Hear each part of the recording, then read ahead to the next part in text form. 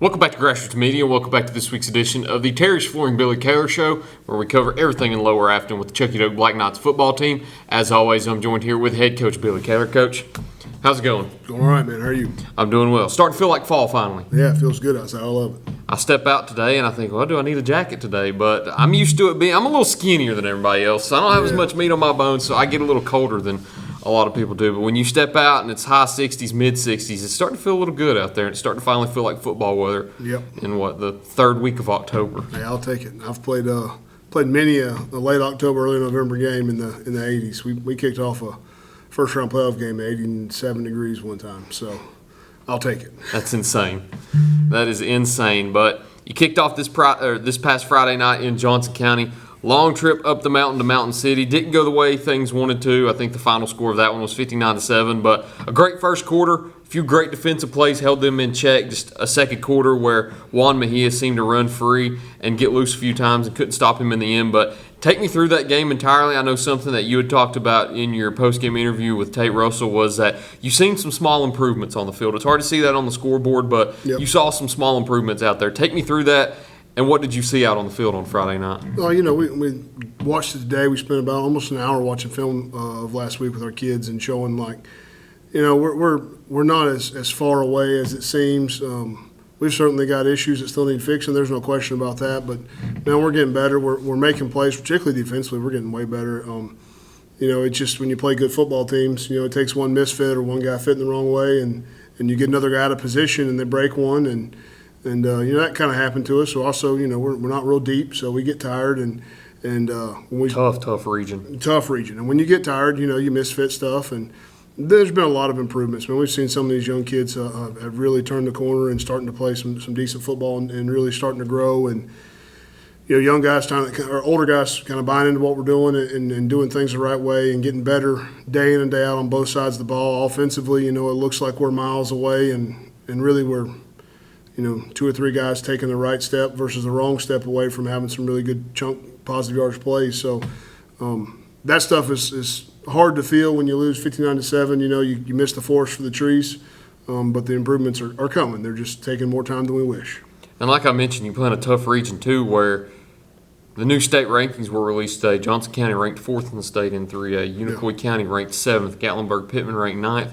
Pigeon Forge was top 10 earlier in the season. They fell back to the highest team with receiving votes outside of the top 10, which would theoretically put them at 11th. So you got 4 of the 6 teams or 4 of the 5 teams that you play in your region that are ranked inside the top 11 in the state when you have probably, I don't know exactly, but I would guesstimate probably 70 to 80 teams in Class 3A throughout the state. So that's a tough region and a tough thing to deal with when you're playing such a youthful roster that, like you mentioned in the preview interview we did a few times throughout the season, it's baptized by fire. Yeah, and it is. I mean, you look out there, starting the game on both sides of the ball, we got 8 underclassmen. We got 8 underclassmen and 1 senior and 2 sophomore or 2 juniors on either side of the ball. And, they're learning a lot. I told them, talking to Kipton Ball Friday night, and I said, in a couple of years we're going to look back at this and you remember all those times and when things were ugly and, you're going to be playing like you've been a 3-year starter in 2 years.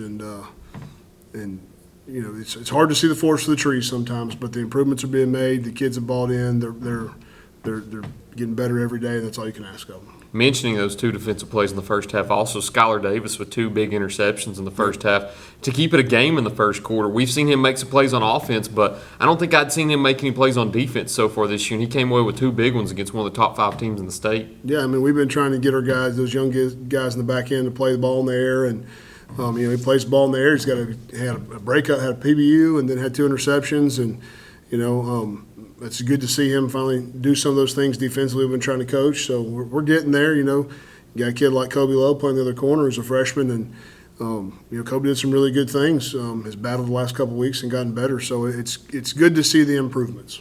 And then you talk about Kipton also on offense. He got a touchdown late in the game. Also another connection with Dominic Canlin, who we've talked about a lot now. I don't know if he's got a streak of touchdowns in games now, but it seems like every time we come in here, Dominic's scoring a touchdown every game or every other game, and he's been a bright spot on the season on offense. It seems like I enjoyed talking about the Dom to Dom connection earlier in the year with Dom Atchison at quarterback, but now that you've thrown Kipton in there at quarterback, seems like things haven't changed much, and Dominic's still getting open late in games and scoring touchdowns. Yeah, he's he does some good things for us out wide, and He's getting better every day. He's one of those kids who's turning the corner for us and doing some really good things.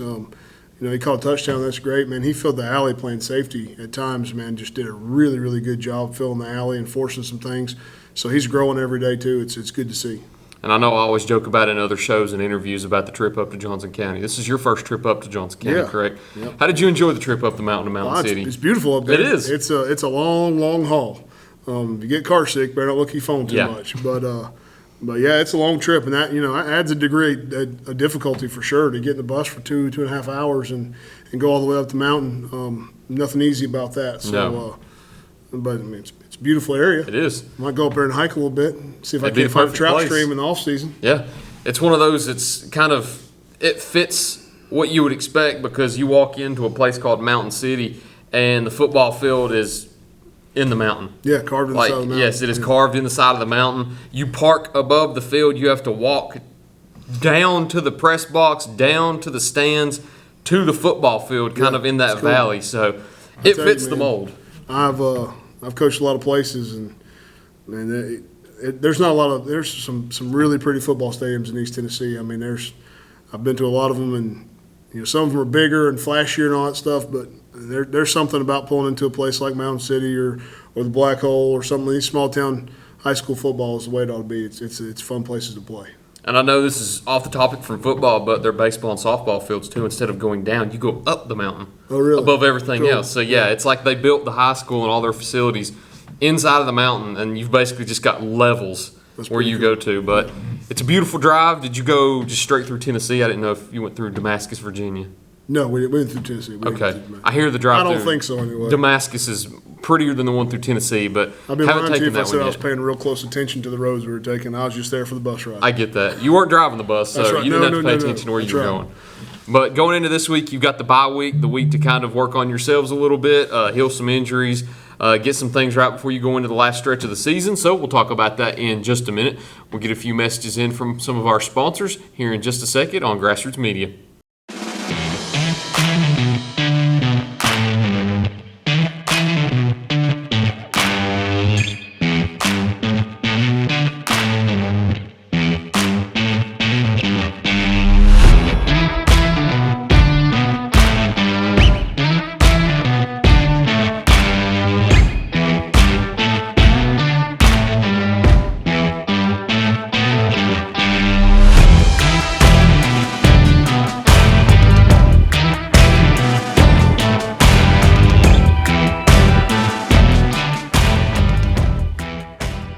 At Corner Pond, the friendly and knowledgeable staff has the experience necessary to help you out regardless the need.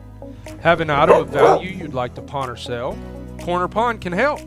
They pawn numerous items of value, including firearms, tools, ammunition, silver, coins, and much more. When you walk through their doors, you'll find well-stocked shelves full of electronics, gaming systems, fishing and hunting equipment, car audio and accessories. And don't forget about the room full of guitars and basses and amplifiers, or their outside lawn and garden equipment. Corner Pond is a case knife dealer and carries numerous used knives as well. Stop by and let the friendly staff at Corner Pond help you today at 432 East Bernard Avenue, Greenville, Tennessee. Pizza Inn's new Right Way Buffet is open and ready for you and your family. Now with new garlic buttery crust and stuffed crust pizza, along with salads and desserts. It's the best part of your day. The all-day, everyday buffet. Only at Pizza Inn Greenville. Welcome back to Grassroots Media. Welcome back to this week's edition of the Terry's Flooring Billy Kaylor Show, where we cover everything in Lower Afton with the Chucky Doak Black Knights football team. As always, I'm joined here with Black Knights head coach Billy Kaylor. I haven't mentioned it in a few weeks, but I noticed you haven't had the black and gold watch band on.